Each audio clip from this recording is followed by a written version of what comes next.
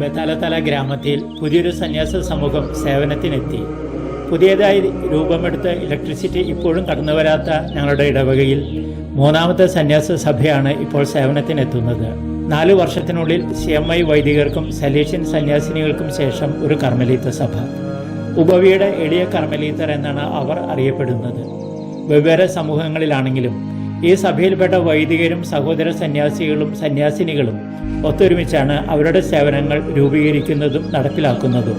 വിശുദ്ധ മദർ തെരേസയുടെ സന്യാസിനികൾ ചെയ്യുന്നതുപോലെ പ്രധാനമായും ശാരീരികമായി പോരായ്മകളുള്ള വെല്ലുവിളികളുള്ള ചെറിയവരെയും വലിയവരെയും അവർ സ്വീകരിക്കുന്നു, ശുശ്രൂഷിക്കുന്നു. അവരുടെ ഭവനത്തിൻ്റെ പേര് എല്ലാ സമൂഹങ്ങളിലും ഒന്ന് തന്നെ, ഉപവിയുടെ ഭവനം. അത് ബെതലതല ഗ്രാമത്തിലായാലും തലസ്ഥാനമായ അന്തനറിവിലായാലും ഒരേ നാമം, ഒരേ ശുശ്രൂഷ. ഫിനറൻസുവിലെ ആർച്ച് ബിഷപ്പായ ഫുൾഷൻസ് പിതാവാണ് മഡഗാസ്കറിൽ ഈ സന്യാസ കൂട്ടായ്മയുടെ രക്ഷിതാവ്.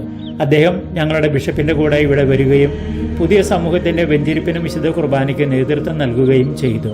കൃതജ്ഞതാഗാനം ആലപിച്ച സമയം പ്രതീകാത്മകമായി വിറകും കലവും അടുപ്പും കൊണ്ടുവരപ്പെട്ടു. പുതിയ സമൂഹത്തിൽ നന്മകൾ കൊടുക്കുന്നവരും സ്വീകരിക്കുന്നവരും അൾത്താര മേശയ്ക്ക് മുൻപിൽ അണിനിരുന്നു. പിതാക്കന്മാരുടെ ആശീർവാദം സ്വീകരിച്ചു. തമ്പുരാന്റെ വിളി കേട്ട് ഞങ്ങളുടെ ഗ്രാമത്തിന്റെ ഭാഗമാകുവാൻ വന്ന പുതിയ 4 സന്യാസിനികൾക്ക് പ്രത്യേകമായി ആശീർവാദം നൽകപ്പെട്ടു.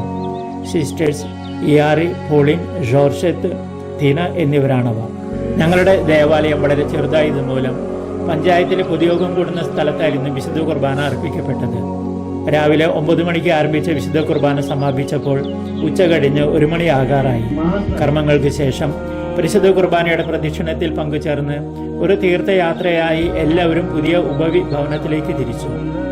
നല്ല വെയിലത്ത് തന്നെ പരിശുദ്ധ കുർബാനയുടെ പ്രദക്ഷിണം നടന്നു. ആർച്ച് ബിഷപ്പാണ് പരിശുദ്ധ കുർബാനയേന്തി ഈ തീർത്ഥാടനത്തിന് നേതൃത്വം നൽകിയത്.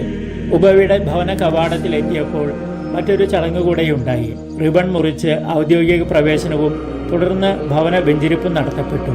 ബെതലതല ഗ്രാമത്തിലെ വെളിച്ചമാകുവാൻ, ഉപവി പ്രവർത്തനങ്ങളിലൂടെ തമ്പുരാന്റെ സ്നേഹത്തിന്റെ കാണപ്പെടുന്ന രൂപങ്ങളാകുവാൻ ഈ സഹോദരി സന്യാസിനികളെ അവിടുന്ന് തന്നെ അനുഗ്രഹിക്കട്ടെ എന്ന് നമുക്ക് പ്രാർത്ഥിക്കാം. മഡഗാസ്കറിൽ നിന്നും ഫാദർ ജോൺസൺ തളിയത്ത്.